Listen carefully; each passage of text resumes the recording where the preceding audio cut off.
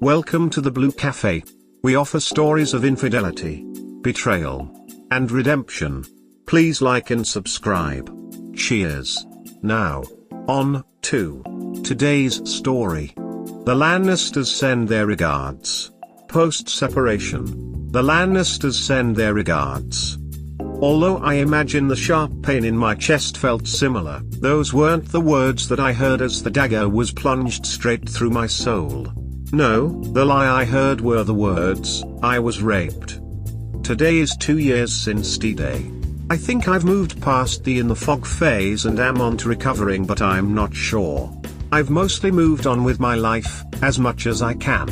I've remarried, which I know some might think is quick, but I married my best friend of the last 16 years and we're happy. I still regularly have unpleasant, unwanted, and intrusive thoughts about everything that happened. For the divorce that followed, I dug deep to get any info that might play in my favor and show her true character, in case of a custody war, and learned far more than I wish I ever had. Posting my story is not something I usually do and a bit out of my comfort zone, but my hope is that if I put this out to the world it may be of comfort in some way to someone else, and maybe also some of the thoughts I've unintentionally been hanging on to will plague me no longer. I know there are details here and there that I've already forgotten, and some that I don't feel necessary to include, but for the most part the following is fairly complete. Also, I apologize for the weird spacing. I was having issues formatting it correctly. Fair warning, it's a long one, and there will be rough waters ahead. Looking back over the years, there are certainly signs that I should have seen here and there, but as they say, hindsight is 20/20. I don't intend to get into some of those signs as they were personal and I don't feel knowing them will provide any help to others. Well, here it goes. I was young and stupid, and she was younger and ever more stupid. I was 23 and she was 18 when we got married. Prior to getting married there were already some questionable stories she had told about her dating/sex life, which I chose not to care about. I had been blinded by what I thought was love for the quirky girl that seemed to get me. Our first year was rocky, so many ups and downs. The biggest sign earlier on that I chose to ignore, however, was when we had some issues based off of a Reddit post she had made talking about being pregnant, she wasn't, and some Craigslist personal searches, which she claimed were to find people to talk to. After my minor breakdown, my mom had suggested that I get out before a child comes into the mix. I didn't take her advice. I'm going to briefly sidestep here to say that yes, eventually a child came into the marriage.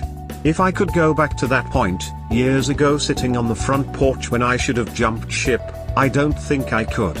The reason for that is 100% my child. They bring me so much joy that I could never in a million years wish that they weren't here. Okay, back to the shit show. After the first year things kind of got better. We bought a house and moved in around year 2. Around year 2.5 there was another bump in the road. I was working a night shift and she had decided to go hang out with some friends of ours for the evening. I knew they were probably having some drinks but didn't know much more than that. I was busy at work so I didn't have much of a chance to communicate with her prior to what I would have considered a time that she would already be asleep. When I got home in the morning her car wasn't home and she was nowhere to be found. I called her literally at least 20 times and each time it rang through to voicemail.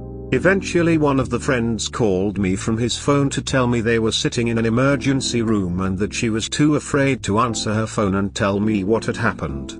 They had all gotten drunk and at some point in the middle of the night she had freaked out and wanted to go home but had the good sense not to try to drive. She started walking and a few of the friends went after her as this was several miles from our house. For one reason or another she ended up having an argument with one of the others, yelling on one of their neighbors' lawns. Police were called, and eventually an ambulance as it was clear that they were all overly intoxicated. She was admitted to an ER as a Jane Doe for excessive intoxication and it may have even been alcohol poisoning at this point. In the following days there were several discussions about her inability to regulate her alcohol intake once she started drinking. This was actually not the first time she overdid it. At least a few times she had too much to drink at her parents' house. Her entire family are lightweights and tend to overdo it, but she typically would be the worst. Also, one other time drinking and playing games with a different group of friends, she had enough alcohol to cause her to throw up and pass out. Despite all this, she insisted it wasn't a problem and she could drink whenever she wanted and was able to call it quits before it got too far. The conversations fizzled, the topic was dropped, and I did my best to limit occasions where there was alcohol. When there was alcohol, typically I'd play bartender and would start decreasing the amount of alcohol in her drinks after the first or second. The group of friends she had been drinking with that night didn't last much longer. She admitted that the main friend that kind of held the group together was interested in her and even tried to kiss her. Her friendship with this friend had already been a mild strain on our relationship, so this was the last straw. To this day I don't actually know if anything happened between them. I assume something did, but she would never admit to it even if it did. Once again things were getting better, they actually were better for a few years. Now I don't know if I didn't see the signs during that time or if she was just better at hiding them, but as far as I know we were both in a good place. Our biggest issue was the occasional argument over my disapproval for her family's involvement in our lives. Her parents were the kind of people who had an opinion about everything, and her mother was the kind of person who was never allowed to be wrong. She hung on to their every word, and I regularly had differing opinions. The most annoying part of all that, however, was that there was no privacy. She told them everything that happened between us, and of course they had opinions about it. I rarely saw eye to eye with them. It was hard, but for the most part, it wasn't a world-ending issue. The child came along around year 4.5, although not the most ideal time. They brought with them joy and happiness. Except for the occasional argument, things at this point seemed to be what I would have assumed was normal for a marriage. Then things started to change. At the start of year 5 I was decently underway in a master's program and working full-time. Things were difficult, but we managed to push through. Arguments came more often. Typically the arguments now had to do with her not doing her fair share of the housework and her always spending every waking moment on her cell phone. Between my master's program work and work in general, there were several days a week where I would leave home at 5 a.m. and not get home till 1 a.m. and that didn't even include time to be able to do homework. Most of my homework ended up having to be done on the weekends. Despite all this, I was the one doing the dishes, the laundry, and the general cleaning of the house. I would say that during the time that we were married, I could count the number of times she did the dishes or the laundry combined on one hand alone. She had stopped working to take care of our child, but that's all she did. If she did that, she would nap on the couch, watch TV, spend massive amounts of time on her phone and little else. She didn't cook, we ate most of our meals takeout, and she certainly didn't clean. If you stood at the foot of our bed and looked at the bedroom, there was a clear division which half was mine and which half was hers. My side was spotless, and you couldn't even see the floor on her side. Her clean clothes were mixed with her dirty clothes on the floor and both covered the trash that littered her half of the room from whatever food she had eaten in bed over the last several weeks. Anytime we had arguments about this, I always somehow ended up as the person in the wrong. I made a decision to devote more time to family, as I was seeing them less and less and felt like things weren't going well. My schoolwork suffered as I put less time towards it, and ultimately I had to drop out of my master's program. Shortly after having to officially drop out of my program, my current position at work came to an end. The position I had worked myself into was a temporary position from the beginning. However, my manager and I had both thought it was going to continue for at least a while past this point.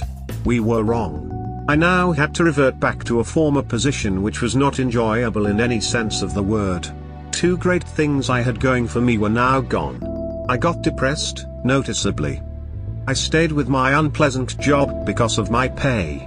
Over the years I had worked up to a nice comfortable pay grade, most of which I would lose if I moved positions. At the time, a drop in pay would have only hurt the situation, even if it meant me being happier in a different job. I spent several more months in that job which, as you can imagine, made me more depressed. She started college and got accepted into a very expensive healthcare program. I, admittedly, wasn't thrilled about this. She had a habit of not following through with things. She regularly changed jobs and had previously made comments about her desire to get a degree just to have one, as the other women in her family all either had a degree of some sort or were working towards one. My concerns fell on deaf ears and she moved forward. She seemed happy, which helped me from time to time, but we still had arguments here and there. The arguments were about the same old stuff, except now she was too busy to help out with stuff like housework. She was the one that was gone more often now, and not all of it was school. She would go out partying with classmates afterwards, getting the college experience that she never got but felt she was entitled to. Never mind the fact that she was an adult now with a child at home that I would regularly put down for the night by myself. I did even bring this up one time, but she felt that an acceptable argument was that when I was in school and working that she had to do the same. It didn't register to her that mine was to keep the family afloat, hers was to go get blackout drunk with her school friends that were becoming less and less stellar as time went on. She was doing well in school, extremely well actually. But her friends, and one friend in particular, had some bad habits and some bad substances. The friend had introduced her to some of these substances and also encouraged her to get herself an Adderall prescription for school, which she did, even though she didn't actually need it. She would tell me and her parents two very different ways the Adderall was prescribed, and she didn't follow either of the prescriptions anyways. She was taking antidepressants/anxiety meds, Adderall, alcohol, and other substances all concurrently. I expressed my disliking of these practices. But it caused arguments and she kept going with all of it anyways. One night she went out partying with her friend to a club about 40 minutes away from our home. I wasn't thrilled about it, but was tired of being the bad guy when it came to discouraging things like this. I put our child down for the night by myself as she had already left for the club. Around 10:30 I get a call from her, freaking out, telling me she needs me to come pick her up. She was high as a kite and something had upset her. So at 10:30 I had to wake up our child, pull them out of their bed, and go drive to pick her up. Again, nothing changed. The usual arguments all of a sudden took a different course around the year 5.75 mark. I had been invited on a weekend trip with some close friends to celebrate a birthday. She had signed off on me going. She even said she thought it'd be good for me. Then the day I was supposed to leave we got in an argument again. I truthfully don't recall what started the argument, but I do remember her saying that she didn't think we were going to work anymore and that we should get a divorce. She was unhappy that I was depressed and stuck in a job that I was unwilling to try to change and that I was unwilling to do what I needed to get better. She claimed that she had been unhappy for years. I asked if this was the case why she even wanted to have a child with me in the first place. To which she replied, "I'm a people pleaser." At that moment I was ready to cancel my trip. I told her I wanted to stay home and work things out, but she insisted that I go, and that if I stayed she'd just go to her parents' house anyways. She needed some space. While I was on the trip we spent a total of about 20 hours in the car. During that entire time I was job searching, updating my resume, and filling out job applications. I wanted to do what I had to save the marriage. I had reached out to my manager, who had become a good friend of mine, told them what was going on and asked them to put in a good word for me on a specific job that I was hopeful about. They understood completely and said they would. Before I got home I had applied for several jobs and had a good feeling about one in particular. I was taking steps to help myself in order to help the marriage. At home we discussed that before the end of even day one of my trip we both wanted to work things out. We started going to see a therapist together to work out kinks.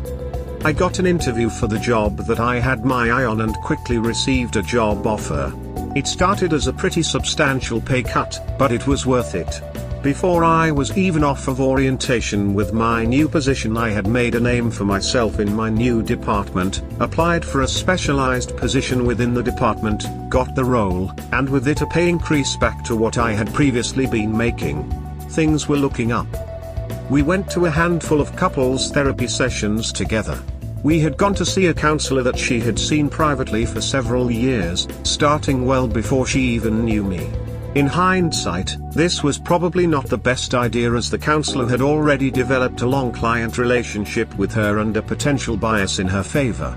Nevertheless, they seemed to try to remain as unbiased as possible and even regularly validated my concerns with her substance use and lack of participation in any upkeep at home. Typically the sessions would lead to her saying that she would make changes, and as you'd guess, nothing ever changed. The therapy didn't seem to be helping, and my new work schedule started conflicting with available sessions, so we stopped going. She continued using it. I eventually got fed up with it, later than I should have, and attempted to have a come to Jesus talk with her. I even went as far as telling her friend that shit was not to be brought into my home ever again and to stop giving it to her.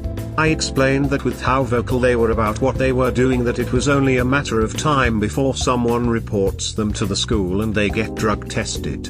Which is exactly what happened. And no, I wasn't the one who reported them. Her friend, the worst of the bunch, had shown up to school one day high as a duck in kite, sporting a blender bottle full of beer. It didn't take long for an upset classmate to report it. Both she and her friend got sent for random drug screens. Her friend guilted another classmate into peeing into a Ziploc bag, which was then reportedly concealed within their bra. She convinced her sister to do the same, which would have worked if the bag hadn't leaked on the way to the testing facility. The test results came back, she's positive, her friend's negative. Just before our 6-year anniversary, she was expelled from school. She spent about a month fighting with the school trying to get back in, including sending a letter full of lies and accusations that someone had slipped it into her food. She even tried to throw her friend under the bus, which I was certainly all for, but nothing worked. Her uncle was a DUI attorney and he had been reaching out to see what could be done.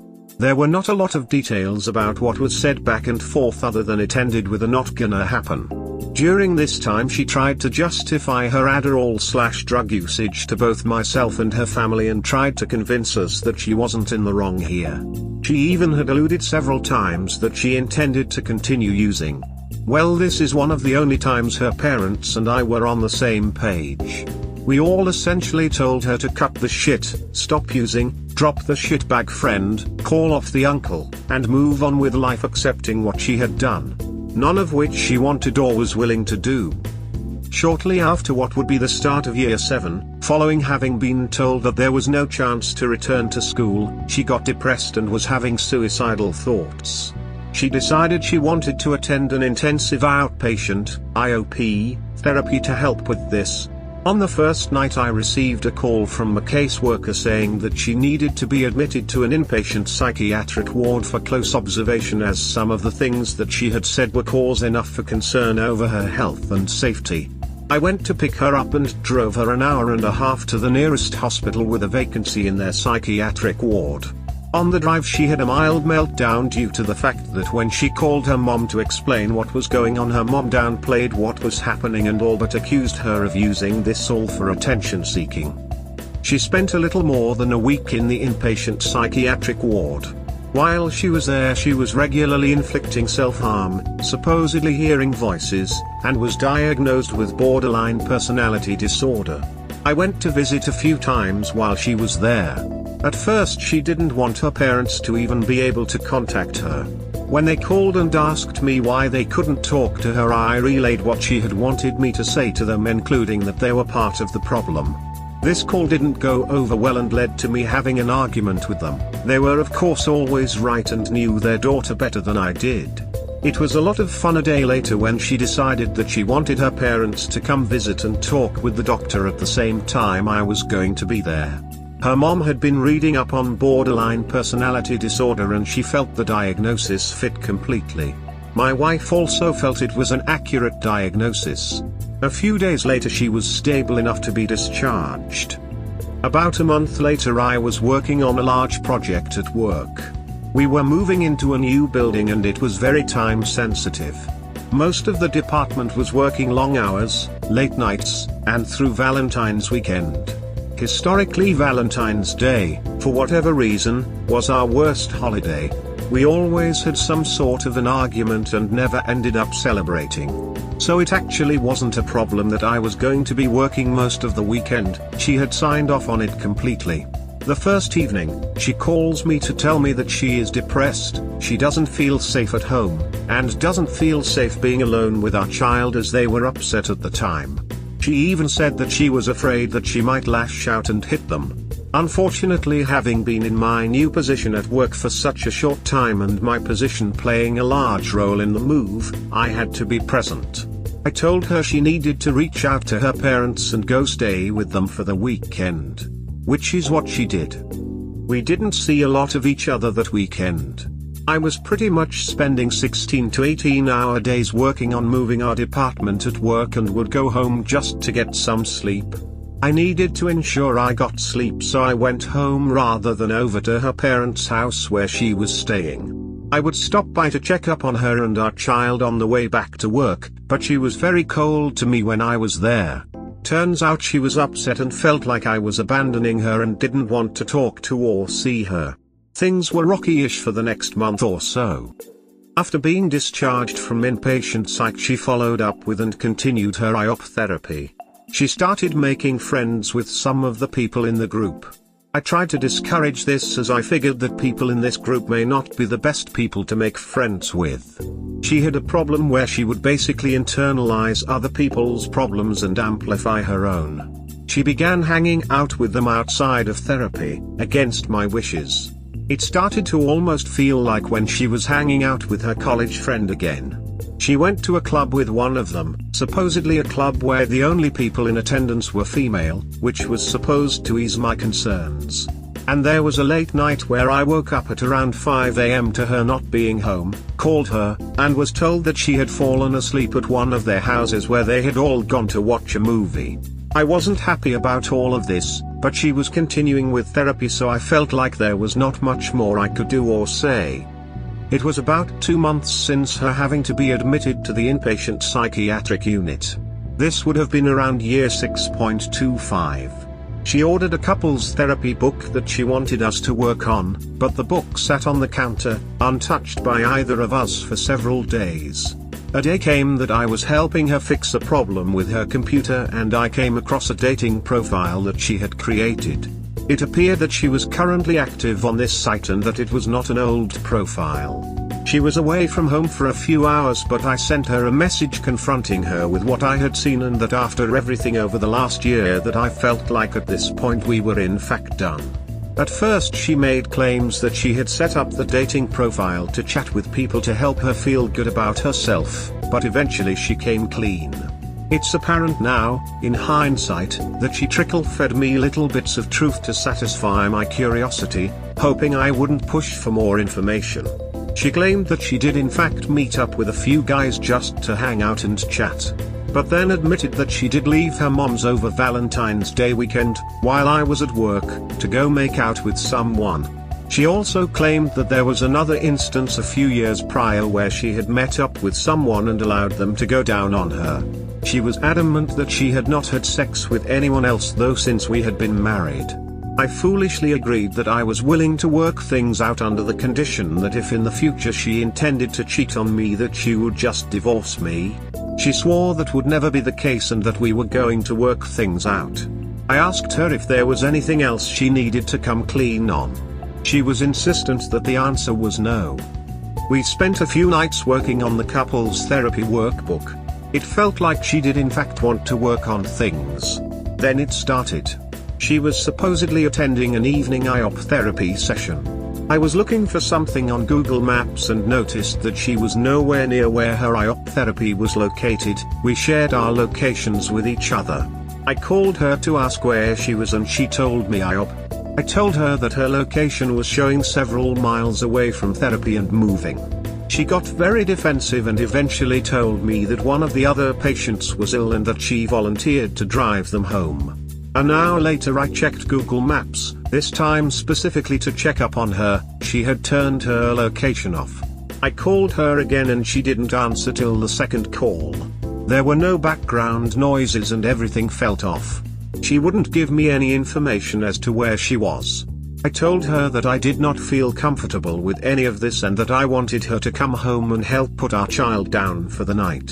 She told me that she will be home when she is home and hung up the phone. After she got home she gave me some bullshit excuse about her feeling like her privacy was violated when I checked her location and that she turned it off because of this, but supposedly spent the rest of the night comforting her friend from my op. I was still very skeptical of all of this, but had no concrete proof otherwise. The next day she was away from home again, supposedly helping a different friend from my op move apartments. I had actually met this supposed friend at one point, and I do in fact believe that she was helping them for at least part of the day, but I don't know for how long. I was in bed and it was around 10 p.m. when she came home. She laid down in bed and began sobbing. I asked her what was wrong and her response was, "I was raped." I asked what she was talking about and she explained that she had gone to meet up with a man in a hotel room to talk and get to know them and that he raped her. There was no doubt in my mind that she went there to have sex with him and was now feeling regret about it, but I was so upset and enraged about this whole scenario that I didn't care what the truth was. I didn't want to be the one to deal with this alone. Sometime before 11 p.m. I called her mom and told her that she needed to come over immediately and deal with her. She spent the next several minutes yelling at me, telling me that her mom did not need to come over. Her mom arrived about 25 minutes later and as soon as I opened the door I relayed exactly what her daughter had told me. Her mother and I spent the next several hours essentially interrogating her. At first she kept with her original claim that she had been raped, and even said that it happened another time as well and that in fact this was the third time she had been raped, but this started to unravel. At one point she willingly gave me her phone and I started digging. There were several dating apps installed. She gave me the password to the app she was using to conceal the nude selfies she was sending guys and the ones she was receiving in exchange. Her communications with the man that had supposedly raped her that night revealed what I had originally assumed. She went there with the intention to have sex with him. Eventually she came clean saying that she had had sex with 3 different men recently. One of these men was the friend she was with the prior night and happened to be someone that she had met at the all-female party she went to several months before. She insisted that this was the full truth and there was nothing more to tell. Despite this I kept asking, what else? She wanted to work through this, she didn't want to get divorced. I told her that if there was even a slim chance of this that we would be going to get her a dumb phone the next day that gave her no way to access social media or dating apps. She would also be getting a new phone number for the next while that only myself and her family were allowed to have. She agreed to this and willingly offered that anytime I wanted to I could see the phone. She asked if she could have her phone back for a minute, to which I told her, no. She had willingly given it to me, I was keeping it in case I needed evidence, and I wanted to keep digging. First thing in the morning we got her a Nokia dumb phone and a new number. She agreed to stay off of social media and had no intention of going anywhere alone for a while except for the gym. I'll be honest, after the first day I had already realized that from here on there was going to be a severe lack of trust. In addition to everything else, this realization was taking a toll on me. I didn't think we were going to work through this. Nevertheless, I didn't communicate any of the prior month's events with anyone else, even my family, in case she and I were to reconcile. It was hard not having anyone as support. She kept her head down for a few days and made it appear as though she was actually wanting to work through this. Until what I consider second D-Day, the morning I decided to ask to see her phone and she handed it over.